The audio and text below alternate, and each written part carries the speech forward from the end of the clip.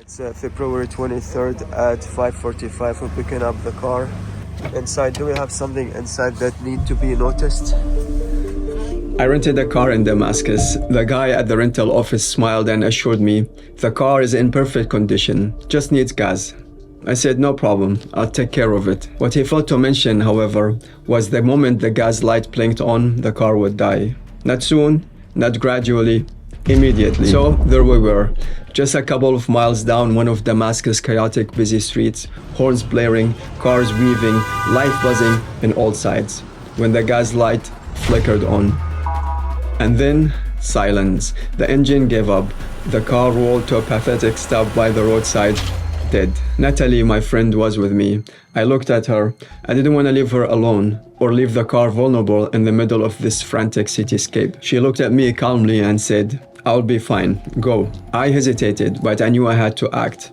I scanned the scene. A man was sitting in his parked car nearby, like someone waiting for something. I walked over and asked if he knew where the nearest gas station was. He didn't even flinch. Nothing close by, he said, then added, come, I'll take you.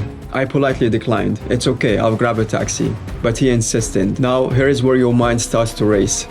A stranger insisting you get in his car. This is either help or a trap. My instincts screamed both ways. But judging by his size, I figured that with my humble skills, I could handle myself if things went sideways. My heart was split between the image of Natalie alone in a dead car and the idea of climbing into a stranger's vehicle through bumper-to-bumper traffic in a city that has seen too much. As we drove, he asked me what I thought of the new Syria. The question alone could be dangerous. Post-war Syria is like post-war Berlin, fragile, watchful, and somewhat divided. Say the wrong thing to the wrong person and you don't know what will happen to you, because you don't know who you are really talking to. But I told him my opinion honestly. And instead of tension, something surprising happened. A real conversation. He shared his experience and perspective as someone who stayed in Syria through it all. Eventually, we found a guy selling gas on the side of the road. We pulled over and got some gas. I thanked him and said I could take a taxi back to my car. No need for you to waste more time in traffic. But again, he refused. Let's finish what we started, he said.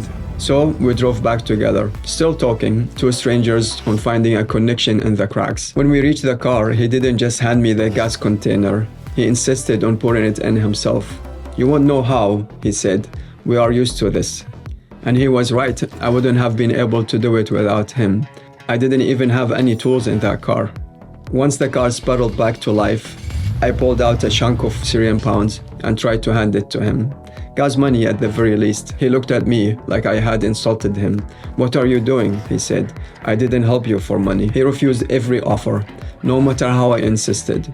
Then he smiled and said, if you are okay with it, I'll find you on Facebook. Maybe we'll be friends. His name was Bassam, and I'm sharing this story because we often only see the headlines, the divisions, and the fear that certain groups and entities are trying to plant in our minds about Syria and the Syrian people. But Bassam wasn't the only one. All across the country, we met people just like him. Kind, selfless, quietly heroic. These are the true representations of the fabric of the Syrian people. Bassam, if you are watching, I'm still waiting on that friend request.